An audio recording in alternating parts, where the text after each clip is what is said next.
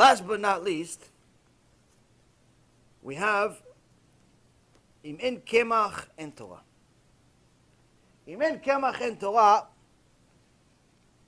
is in essence a logical argument that could also turn into something that can build you or destroy you. In so many words, this is applying to the fact that without sustenance, without money, a person is not going to be able to have full focus to study Torah. He has to eat. We're not getting man from Shamayim at this generation. People need to eat. The rabbi needs to eat.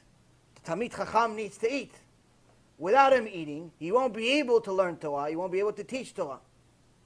On the other hand, if there's no Torah, there's no money. So now many people say, listen,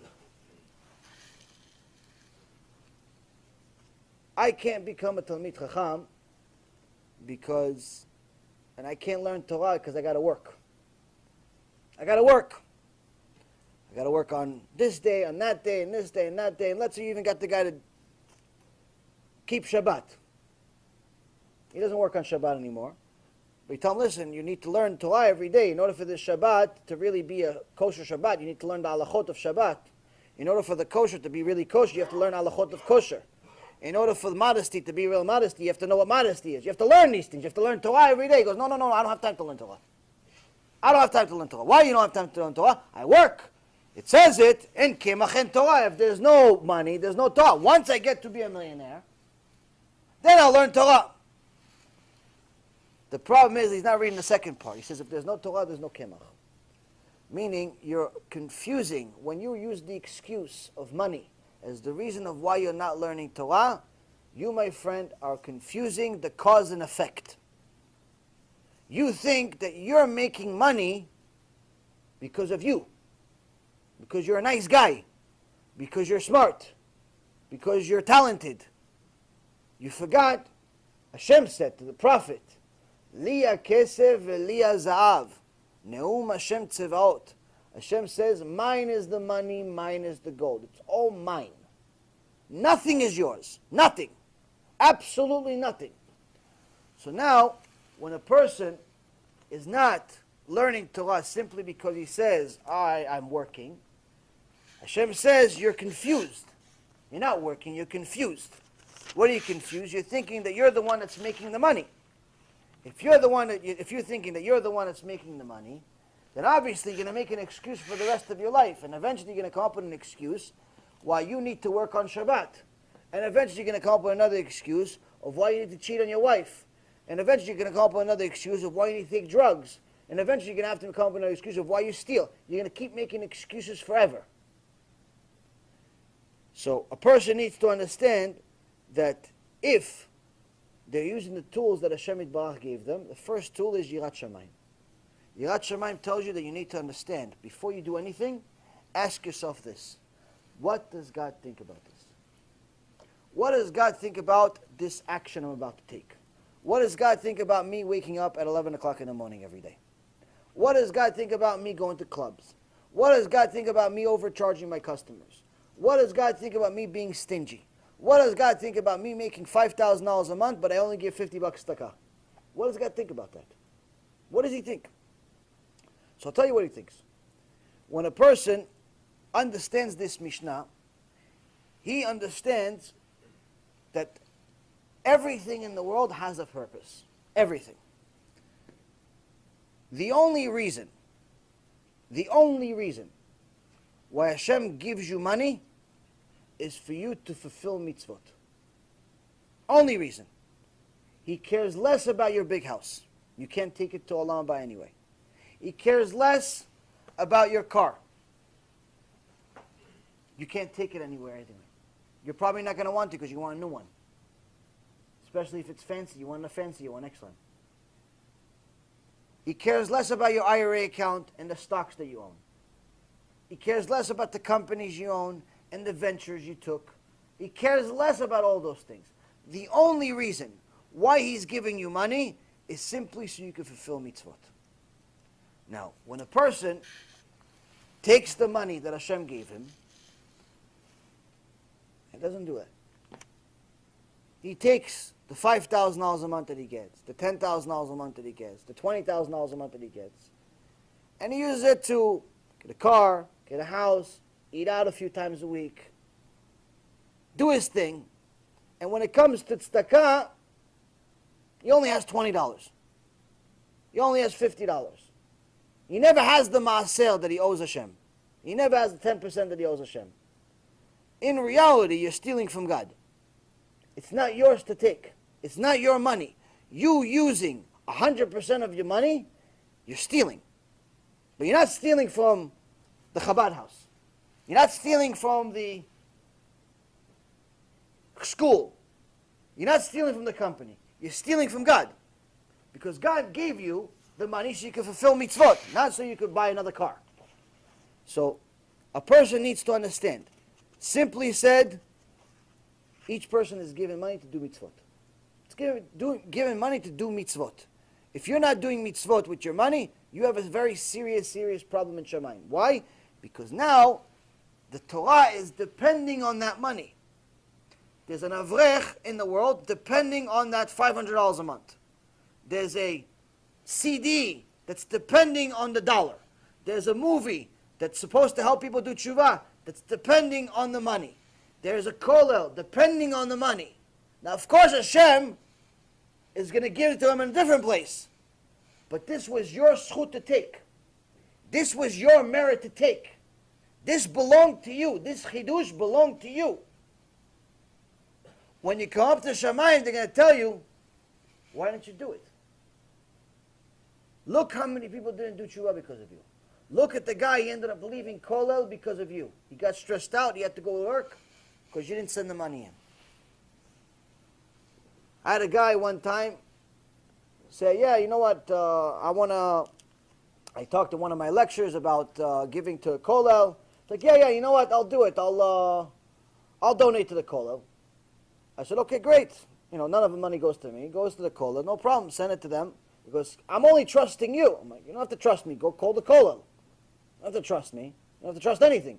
You're not giving me any money. I'm not getting any benefit out of it. Anyway, the guy says, okay, I'll give the money. He gives him $500. He says he's supposed to give like $500 a month. And Baruch Hashem, he's very, very wealthy.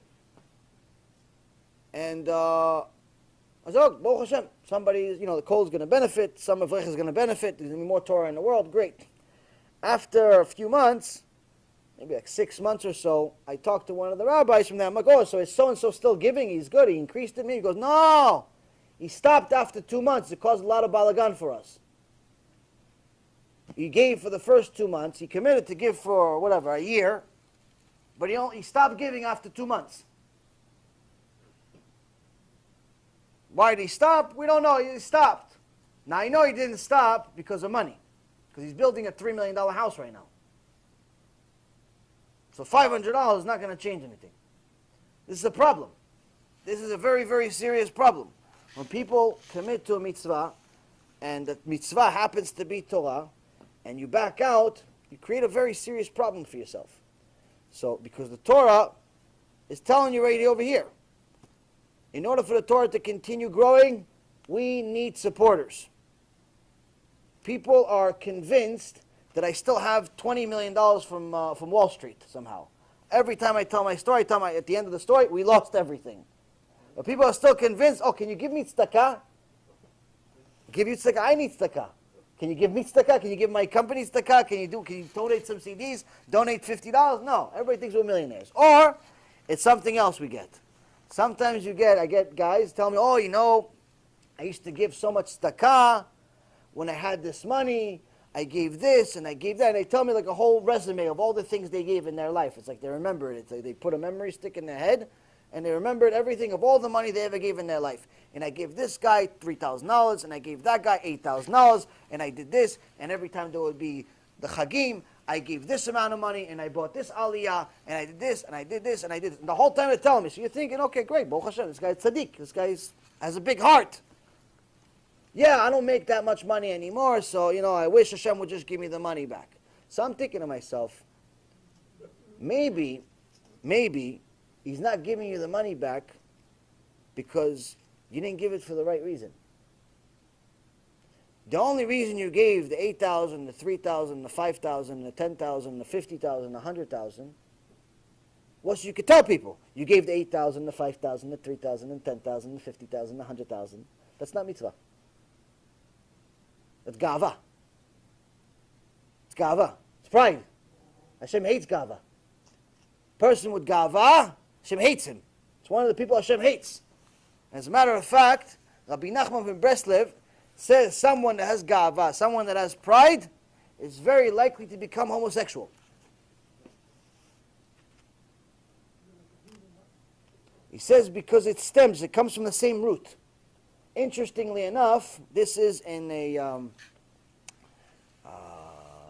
Sefer Amidot. In Sefer Amidot of Rabbi Nachman from Breslev, he says that a person that is prideful is more likely to become homosexual. And he also says in Likutei Maharan, I wrote it here, Torah Yud Aleph Ot Gimel, it says, Gava v'ni'uf tluim ze bazeh. A person who's prideful is typically an adulterer, a sex criminal, and so on. Ni'uf is not just adultery. Ni'uf also means wasting seed. Ni'uf also means, all types of sex crimes.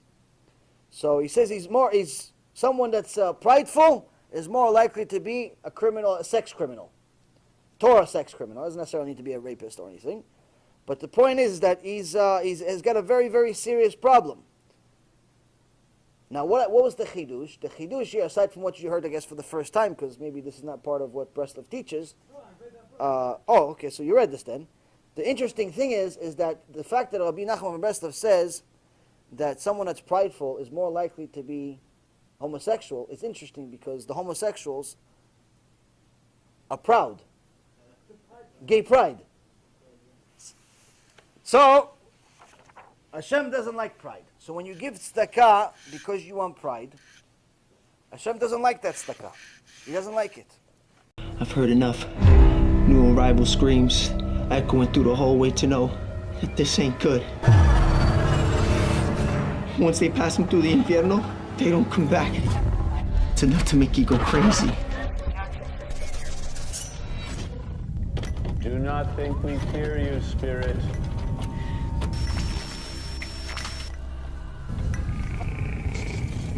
We know your power is born of evil. This is your last night in the land of the living. You understand me, malevolent demon?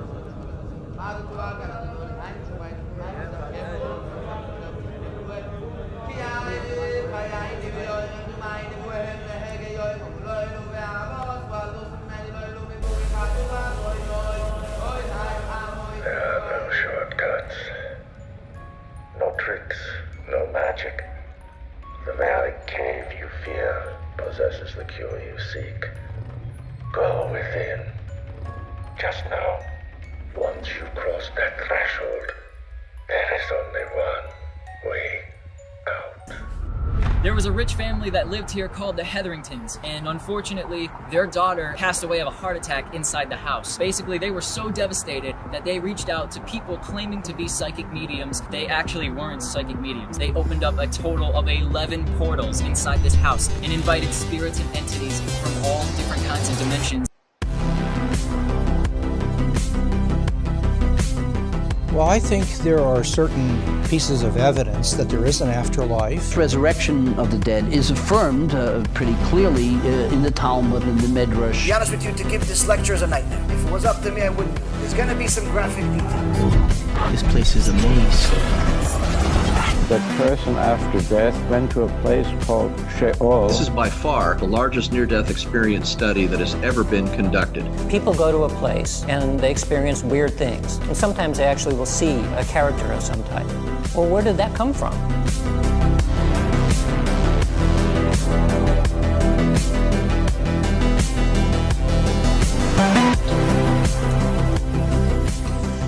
I don't know why that one chain is swinging back there.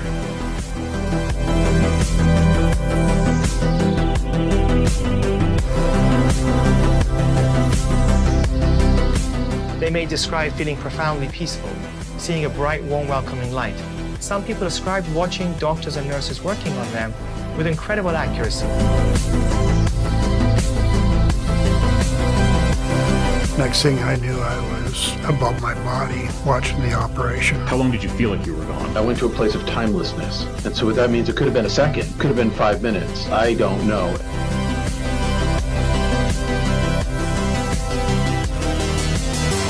Can you imagine waking up from your sleep and not being able to move? As I'm lying there, I realized that there's an evil presence next to me. Do you believe that angels, demons exist? Holy dude, get out of here! Oh my god, dude! Strange things keep happening. Bizarre nightmares, as if I'm on fire.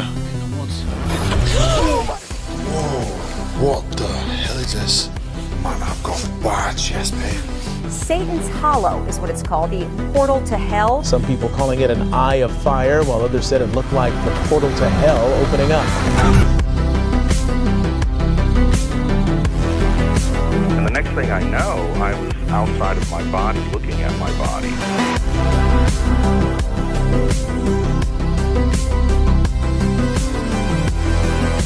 What I'm going to do is called claromancy, the art of throwing lots or throwing bones. 2,000 years of experience, passed down, recorded, of how demons work. God has them all on a leash, and he lets the leash go enough to let them tempt us, because that's what makes us spiritually stronger. I'm trying to be as graphic as possible so you understand what we're talking about. It's your ticket to reality. It's your ticket to freedom. It's your ticket to immortality. Is there an afterlife? Is there a God? This is the type of information that can keep you away from the Yitzhak. What happens to us after we die?